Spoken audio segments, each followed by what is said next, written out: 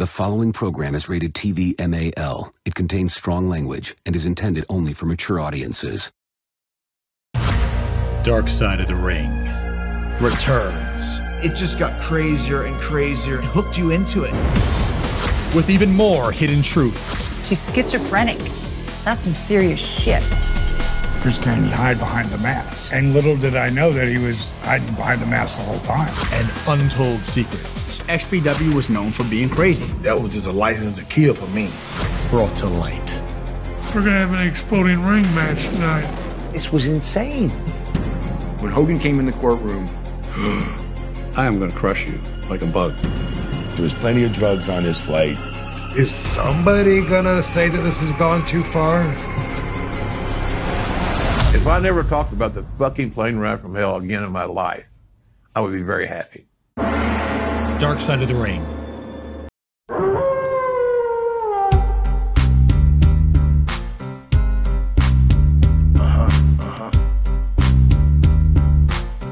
Yeah. Off the ropes, be the podcast of mass destruction. Guess who's here for OGs of wrestling? Ain't no competition. Chris Kanyon was so ahead of his time. I loved working with that motherfucker.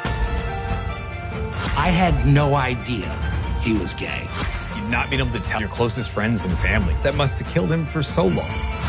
He was manic, really just out of his mind. It was a painful thing to watch him disintegrate. Dark Side of the Ring. We back with another brand new episode of Off the Top Rope Podcast. You know who the fuck I am. I'm Blackheart, of course. You know what I'm saying? We here live Saturday. Well, not live, but this is just a recording of my thoughts and reactions to the Dark Side of the Ring, the Chris Kanyon story. For those of you that do not know who Chris Kanyon was, I'll break it down for you as I go along.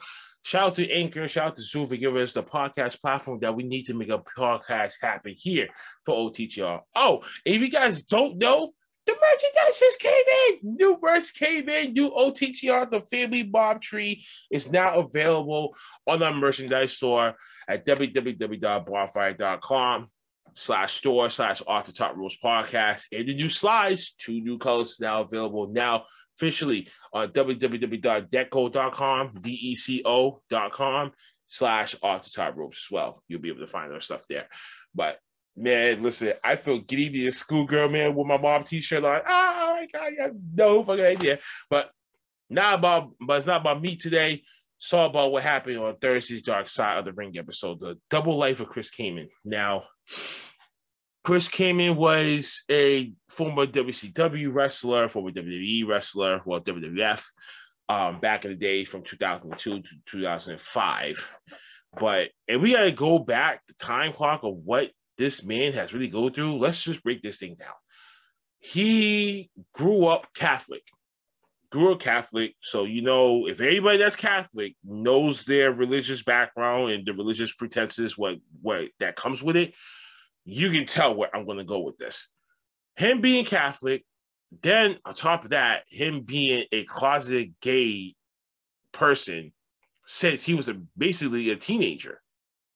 And remember, folks, this was back in the 80s and the 90s where being gay was you being outside. You was not even supposed to be talking to anyone. No one was supposed to be looking at you, talking to you. They felt like you was a fucking virus. So pretty much life has changed from back then to now. Because as we see the BT community, the gay community, just everything just coming up now. But before back in the day, growing up wise, forget it. Like there was no ifs or buts, like especially in professional wrestling. If you was a closeted gay person and a wrestlers and company have found out, you would not be the same person. As I swung up this, Jay, I got a special guest in the background, but she's being extremely quiet. She got her headphones on. So if you see me going back and forth with someone, that's only because of that. But nevertheless to say, you know, the Chris Kanyon who figured out that he was gay early on, then you're Catholic. So your religious beliefs is causing you to have this rift of religious acceptance to personal acceptance, and that was very bad as well too. Excuse me when it comes to that, but I never knew Chris Kanyon was gay. I never knew that. He never gave me that vibe like he was a gay person. Like, you know, he was a big, stocky, 6'5", 6'6", built 260-something pound guy who was very versatile in the ring with his maneuvers. And who would have thought that Chris Kanyon played Mortis? Those of you that don't know, he's like another version of Papa Shango that WCW tried to create over in WCW back in the early 1990s.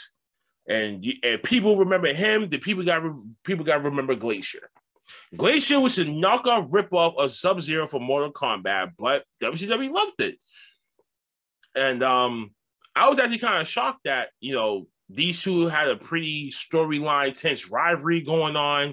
According to Kanyon's manager, you know, James Mitchell, he was saying like that was one of his best gimmicks to date. And I actually liked that gimmick back in the day as a kid, watching him on television and seeing that the dark Skeletor mask in the green, white, and black outfit. And I remember one match in particular that he had with Booker T that made me a fan of his, because Booker T made him look like $1 million, but at the same time, Booker T was everyone's top black wrestling guy back then. You know what I mean? So when it came to that, I was more shocked than anything about finding out that he was secretly gay for so many years. And this was troublesome to a person's mind. But further on down the line, he meets up with James Mitchell, and they end up becoming great friends. The same James Mitchell who he tried to attempt to kill so many times in this damn timeline of the course of their friendship, relationship, whatever.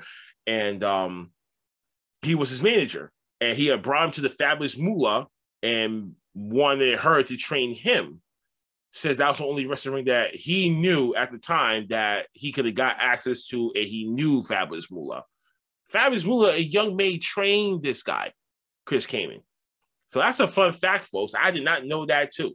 I thought it was only the Fabulous Moolah was only supposed to be in managing female talent back in the day. So I don't know what James might have told her and let him actually train with her, but mission accomplished to that. Then he finally gets his footing in WCW, where he was in a tag team called Men at Work, which I did not know that shit either, because I wasn't paying attention to WCW back then in the early 1990s. I started paying attention to it till probably when Hulk Hogan went there in 1994. So that's how I got to see Mortis for the very first time. That's why I get to see Mortis for the very first time. Thinking who's this Papa Shango gimmick, but his moves, his maneuvers, his offense in the ring was so innovative at the time that you don't see people like that. The only person that you probably see someone like that will be the cruiserweights. The cruiserweights, you know, Rob Van Dam and several people from ECW back in the day. So he was one of those crops that made you want to be versatile in your moveset. So thank you, Chris Kanyon, for that, because if it wasn't for you, we want to get Brian Cage doing some athletic big moves. We want to see the Young Bucks being able to get the success that they've been getting for the last 10 years. So who would have thought about that, right? So as he's going along his journey in WCW, he's getting over. But it was really when the Mortis character was born, and that's when he got himself over. And for people who want to say wrestling this, wrestling that, this thing of ours goes back in the 1910s, where the carnies at carnivals where you should be paid place the best on these wrestling matches. That's just how the word marks came into play. Marks is usually when the ticket booster would be giving you a ticket, actually giving them money. They look at your wallet, see how much money that you have. If you have more money, they was going to juice you out of that money and rewrite the show so they can earn that money back. So that's why they mark you as a mark. And then they usually put like an X on your hand, basically calling you a mark. Basically, that's a guy that has big money on the line in this on this match card. So for those of you that don't know what the term wrestling mark is, that's one of those. But moving around along when it comes to that. Morris is on top of the world. I'm not surprised that he didn't have like a United States or a television title run, which kind of shocked me because if he was getting himself over in the ring, it was just because, as he said, as James Mitchell said, he couldn't speak. He couldn't do promos because he always talked with a lisp in his voice. So like we all talked about Mike Tyson, Chris Kanyon had done the same thing. He was going through the same issues and stuff like that. So that's why he couldn't really talk. But who would have thought that even when you're at your happiest, when you feel like you're making 6 figures a year doing what you love and you're still depressed, or you're still having that episode in your head where, what if I get ousted? What if someone finds out? What if this? What if that?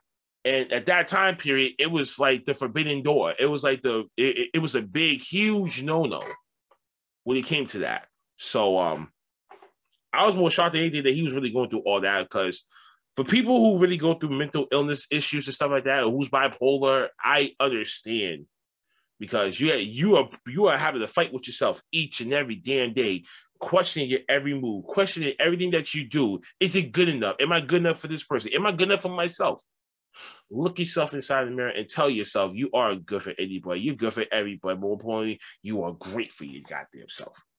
And that's what I end up learning a lot of times over the years. It's still currently self-improvement to myself to this very day. So I can understand what he was going through, especially when you have a secret like that that's so big that it can change your life forever. Of course, you'll be petrified. You'll be fucking scared. I mean, I would be too. You know what I mean? So it's why a lot of people, and I'll probably say that Epstein guy who killed himself and shit like that, he knew what the fuck that he did, and that's why he authors got this. So there's no goddamn what you mean. You tell me that he probably would have got a slap in the wrist and probably would have been on probation, ankle bracelet, house arrest, whatever. But he decided to kill himself. Come on, bro, stop it. So I don't believe that shit. But Chris Kanyon, I really do believe, because, like I said, the time period, the gay community wasn't accepted as that, as it went on to be in the 2000s, where it slowly became acceptable. It slowly became okay, because certain other people, celebrities, personnel had came out being as gay or being bisexual, whatever that the sexual orientation is. So he was just one of those going. He was one of those going through that time. But we reached to 1996. And the NWO was born, and that was the end of the cartoon gimmicky characters, and now it's more the reality-based characters in television. So, of course, Chris Kanyon was going to be stuck in that shuffle, and he was getting pissed. But what I thought that he was going through that much stuff in his head, to where he nearly was about to kill his own fucking manager twice. And James Mitchell, God bless his soul. I mean, he thought about this shit ahead. He even said it in the episode.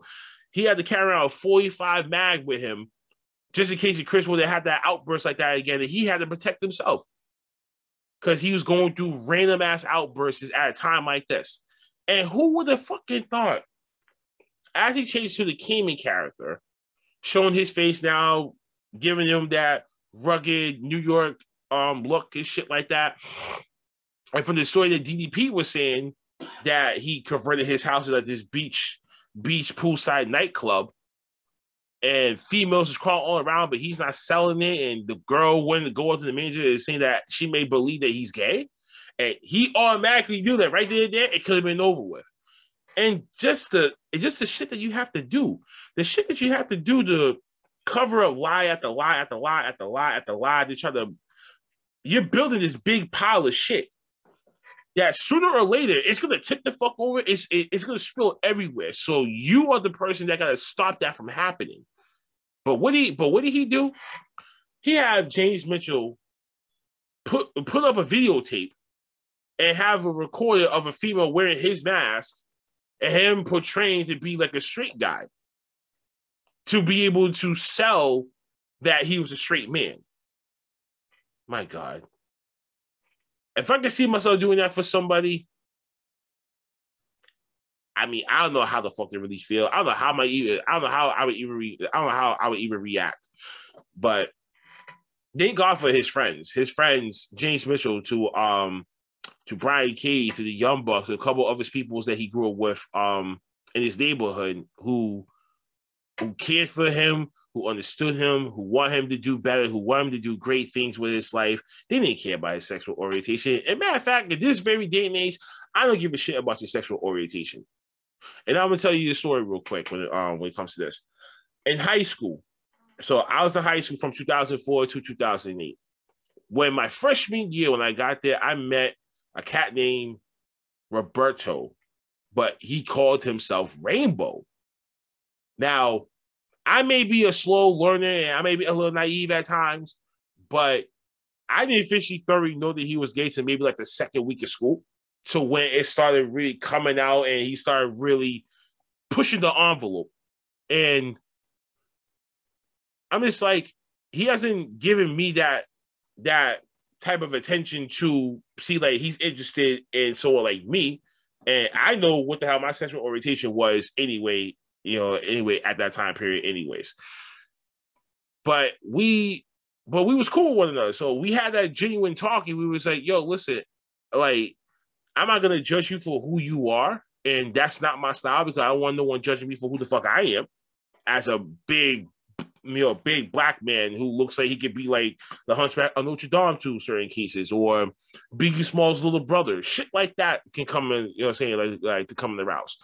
But I treat you the same way that you treat me. So if you treat me like a friend, I'm going to treat you like a friend. And that's it. Nothing more, nothing to fuck less. There was nothing involved.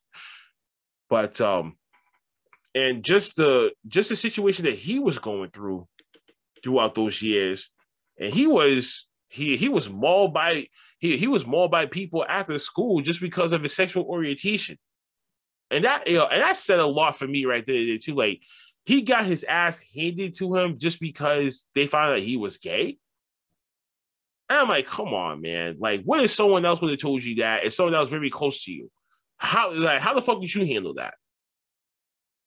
So I stood up for him when it came to that. I stood up for him when it came to school issues and shit like that. I'm just like, yo, like, you got to make a statement for yourself that there are other people that are coming out or that's coming out as bisexuals and lesbians and shit like that, which I was brand new to that goddamn world, brand fucking new. So I'm slowly walking into this thing, learning as I go along, but still maintaining my self-respect, my self-dignity, and how I grew up to treat others the way that you would treat to treat others the way that they would treat you.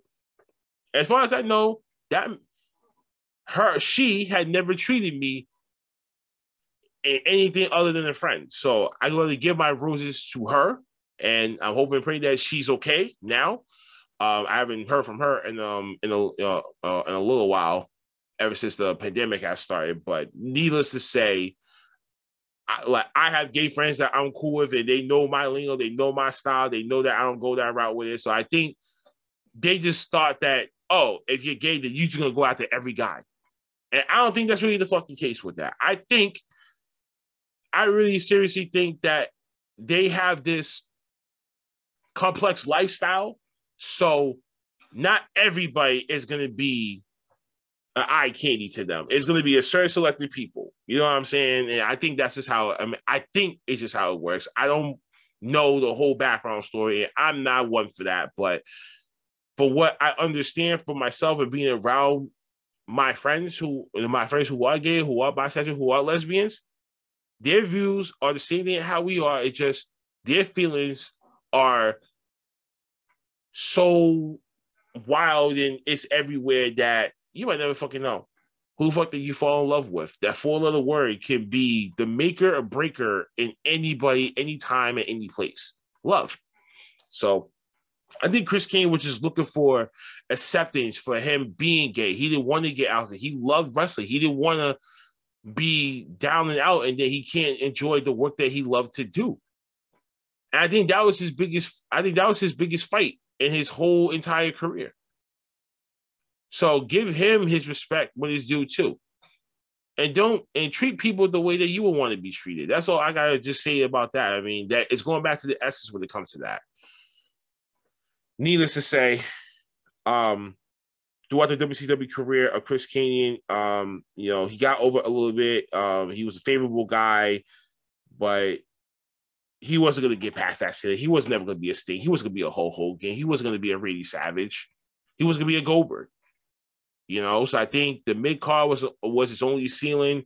And with WCW, got bought by WWE, and he went to work for them over there. Vince had grew afar to him and liked him and saw great things in him and wanted to really push him, but then he gets injured. So now he's out of action for nearly a year. It was during that year he started taking steroids. He having real bipolar issues, and he nearly went off the rail from time to time. But when he came back, trying to make a comeback, and I never would have thought about that segment on SmackDown where Paul Heyman presents the Undertaker, who was the big evil at the time, a present in the box, in the middle of the ring, and then you got this guy coming out singing a Paul George song with a lisp. And you just see Undertaker just no selling this goddamn thing. And poor Chris, he got his ass handed to him. People want to say that WWE brought him back, was trying to reboot his career when he came back from that from the yearly injury. Come on, folks. We know how WWE does business. We know how WWE is already premeditated. How they see you is where the fuck are you going, and that's it. Chris Kanyon was part of that. And you're a former WCW guy. You was no homegrown WWE person. You know what I'm saying? So in Vince's eyes, you're still part of the ops. You're still competition. Technically, it's just now how we're going to just handle you. And I don't even think Vince McMahon knew that he was gay. I mean, at the time. I think maybe Vince McMahon knew that he was gay when he came out later on, but not during the first stint of WWE when he was there, part of the invasion angle, then transfer over to try to be a singles person. But either way, Undertaker gave him an ass whooping, brutalized that man, chair shot him. Real chair shot his fucking cranium. Like, he was done for. I knew like Concussion City was calling his name after that hit. But it just astonished me how even Undertaker had treated him. You know what I'm saying? One of my childhood idols and heavy favorite wrestlers of all times had treated someone from another company or who is just coming back off an injury, and then the ass woman that you mauled this guy. So I don't know if Vince told you to really do that or you took it upon yourself, but either way, this was humiliating Chris Kanyon right in there on the spot. And ever since that moment, his life and career in WWE down. So he's losing to Funaki. Ew. Are you nuts? And then Vince McMahon just releases him, and then he's a free agent. He's out the door. And now, question himself, question his ability, and going through these bipolar issues and psychological issues, and that's where he found out that he had diagnosed with compulsive disorder, bipolar disorder, and so that's why explains all the outbursts, the lashes, the smashing of the cars, nearly killing his manager twice, to having these dramatic episodes in his head. So maybe that is equivalent and adds up to his drug use. Man. Mental health is a real fucking thing, ladies and gentlemen. Let me tell you something right now about this. Mental health is a real thing. If you see someone hurt, I don't give a shit. You just check up on them. It takes you maybe, I would say, 5 minutes to call someone and check up on someone just to say, yo, I'm calling to check up on you. I thought about you. I haven't heard from you in weeks. Someone got to break the ice here. I want to just hear your voice. I wanted to hear your tone to see if you was okay, if you was okay with yourself. Like, you know what I'm saying? Certain people that will be like, I'm okay, but you can tell by the tone that they're lying to you or shit. I hate that. I hate that personally and generally. Then I tell my girl the same shit all the time. Don't lie to me like that. Just tell me the truth. What's wrong? What's going on? Talk to me. Communicate.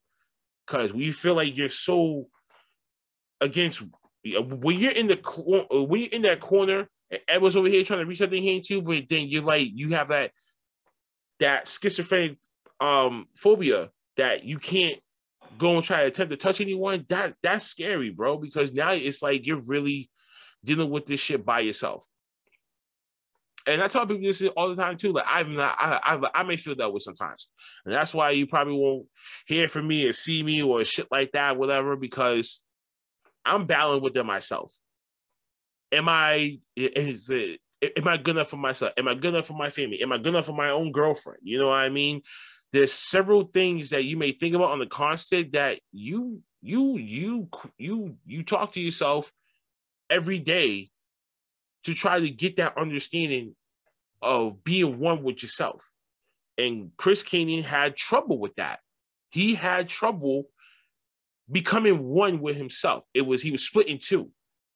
1 foot over here, 1 foot over here. And that's why a lot of that shit was happening. That's my theory of things. And of course, I didn't know that he was even cool and he was great friends with the Young Bucks. So shout out to the Young Bucks for popping out on the Dark Side of the Ring episode as well. But needless to say, just this whole thing was just sad. And I'm happy that he came out and after he got diagnosed with that bipolar disorder, he had came out and told his friends that he was gay, and they accepted him. And I just think every person that's going through something in their head, I just think if you just talk to someone and just let them know what's on your mind, what's in your heart, and you feel like they're not going to judge you and shit like that, or they say that they don't care, they love you for who you are, that says a lot right there, man. That's the pat in the back I think everyone in the world needs. Everyone, everywhere, anytime. Love each other. Love each other for who the person that they are. If you can do that, I think the world would be a fucking better place. But that's just me. Everybody has their own opinions and theories and thoughts. So as he comes out, now he's trying to get back in the good graces with WWE, trying to get that storyline of him coming out being gay and trying to help out the gay community and try to make this thing acceptable in professional wrestling. WWE already had their plans with that, and basically giving that role and gimmick and storyline to Orlando Jordan, which I thought that was not going to be fly. That wasn't going to work in my favor, because me watching him back then, I was like, he could probably pass as a gay person, but it would take a lot of fucking doing. But I mean, I just didn't accept it right away when they documented that part. But what really intensified this damn thing was Stephanie's email back that came in and basically never gotten back to him. And then the Jon Stewart show with John Cena and Ric Flair calling in to basically giving their own 2 cents and opinions about the guy. And if you can't do both, then you're nothing. And technically, John Cena and Ric Flair are up here. Chris Kanyon is right here. Basically, what you just did was bury the man. You deaded him. You deaded him right in there trying to get any type of momentum. Even when Chris Kanyon was on the John Howard show previously, he was a regular on that show, giving his 2 cents opinion, but he was coming out of his shell, but he was still being himself. He was still being like a guy. I mean, you know what I'm saying? Like, he was still being like a guy on that show that you didn't really think like, okay, he's gonna go that way with it, flamboyant with it, and we don't see that. You know what I'm saying? But to have Cena and Ric Flair, and believe me, Ric Flair, you're already in trouble as is, motherfucker. So let's not get things misconstrued that you can talk down to someone like Chris Kanyon that you used to work with in WCW. And y'all had some great matches too. And y'all was cool back then. What happened now? You basically destroy someone's leeway to try to get back in the game. And then I did not know that Chris Kanyon was invited to WrestleMania 20, and he jumped in the ring. I mean, he jumped over the railing, got in the ring, but they got him out and showed, and shit like that. I think he was on the mission at that time period to try to get his voice heard, to try to get. Basically, I think he was trying to do what Matt Hardy did in 2005, even though that was a work shoot, but we felt like, no, that's real. Hardy wants to kill Edge because he's fucking Lita. You know what I'm saying? But I think in this case, he had a personal agenda, not just for himself, but for the cause that he was trying to bring to the table that WWE could take advantage of if they would have thought about it. But I just think at the time frame, they wasn't trying to do that because, as we see years later, for Eddie Guerrero's passing, to the Chris Benoit tragedy, going PG and how that transformed, I don't think that whole gay angle would have lasted that long. So I think Chris would have been in a bad situation, even if he did try to get it, but it would have been a short-lived storyline. That's just my opinion. But and then come to find out, he was invited. So of course he's invited to the after party, stuff like that. He tried to chop it up with Vince, try to get his ear on things that probably Vince wasn't hearing them, and just brush him off and released him. And then there was no work for WCW.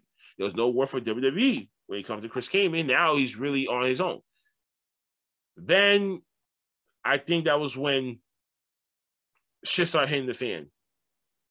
And as he's comfortable with himself, he's so self-down on himself, he's doing independent shows. But the last independent show that he had done was a stinker against Mikey Whipwreck, and he just felt like this is it. And even from before, as it documented that he was taking steroids probably like a year or two before his death, if I'm not mistaken. But definitely steroid usage and anything that you can intensify that, mixing pills with drinks and shit. You know how these people be dying so fast?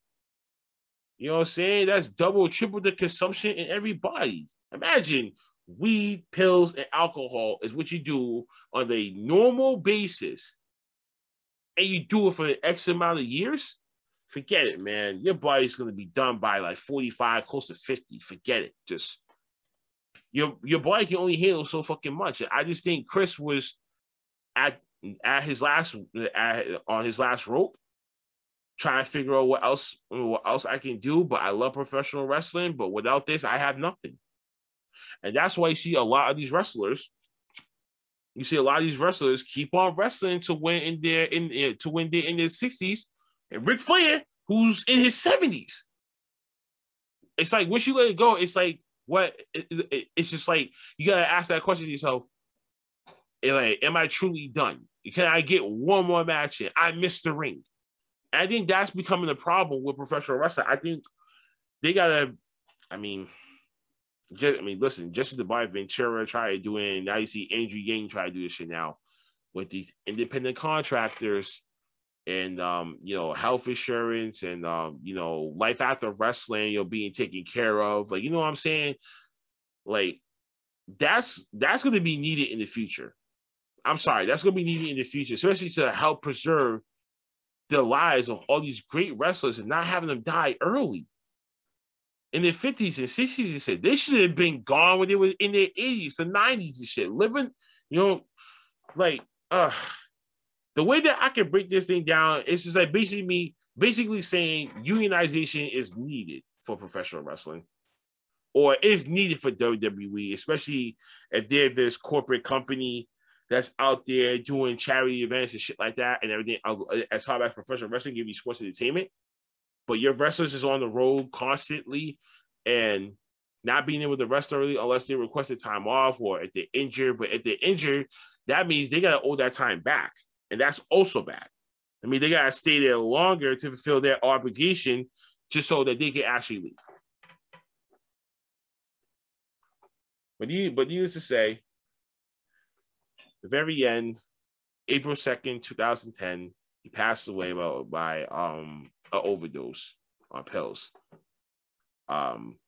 Weeks before, James Mitchell give his recollection of the last night that he had seen him, talked to him and stuff. And basically he was calling him every day for weeks just to try to make sure that he didn't do anything to himself. And then we got that phone call from Chris's friend, you know, how that he passed. It's sad. Young Bucks, I feel extremely bad for Nick getting that phone call from him, basically having him on the other line saying, "I'm about to kill myself. Say a prayer for me, kid." And that's scary, bro, because I had a couple people that called me and was like, "Yo, bro, I'm at my last end, man. I don't know what the fuck to do, man. I really am this close." And I had to talk him down. And that's scary for me because that's someone that could have died on my watch. And that would have affected me. You know what I mean? So God bless Nick and Matt Jackson, though, because if they wasn't there to answer that fucking phone call, I think he would have been gone a lot sooner. But eventually you can't stop the inevitable. That's what they always say. So God bless you, Chris Kanyon. You would definitely appreciate it by me, because if I never would have thought about that, and looking at the dynamic as I got older, I became more accepting of just people being who they are, because I want to be who the fuck I am, a black wrestling fucking nerd, okay, who loves art, who paints, who's a money maker on the side, who does shit, who loves his family. But you cross me, I'm at your ass.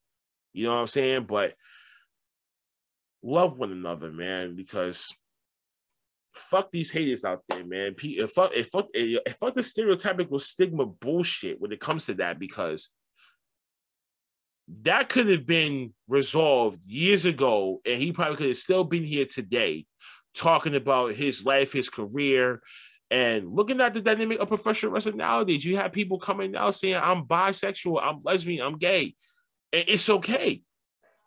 He could have been the forefront of that, man. Like, you know what I'm saying? So I just felt like if professional wrestling back then wasn't so stigmatic as it was, we could have got a lot more good people, a lot more good storylines, a lot more good causes out of this, but we didn't. We didn't. People didn't see the initiative, they didn't see the vision, or they just didn't give a fuck. So God bless you, Chris Kanyon. I hope you're not in pain anymore, because I definitely know how the fuck that feels when I had to say that to somebody close to me as they pass, and I'm like, at least you're not in pain anymore. At least now you're free. And now you can heavily rest the way that is necessary. That's just my input, my reactions, my intake on the Dark Side of the Ring, the Double Life of Chris Kanyon episode that premiered on Thursday. Thank you, everyone, for tuning in. Thank you for subscribing. Thank you. Make sure that you hit the subscribe and like button, share the episode. You know what I'm saying? We're getting up there in place. Thank you very much. Merchandise stores, bonfire.com and deco.com. Find us on social medias, our Facebook groups, Twitter, Instagram, Off the Top Roast Podcast.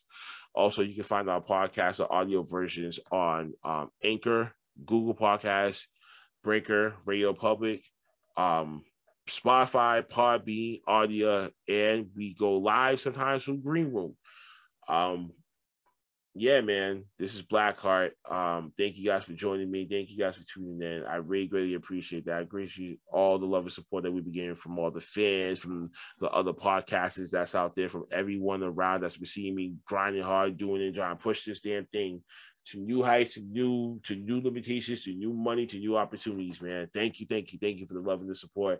I greatly appreciate that. Until then, ladies and gentlemen, I bid y'all adieu, and we'll see you soon on probably the next After Dark, which we'll talk about Dark Side of the Ring, which we'll find out who that is later. But needless to say, have a good weekend.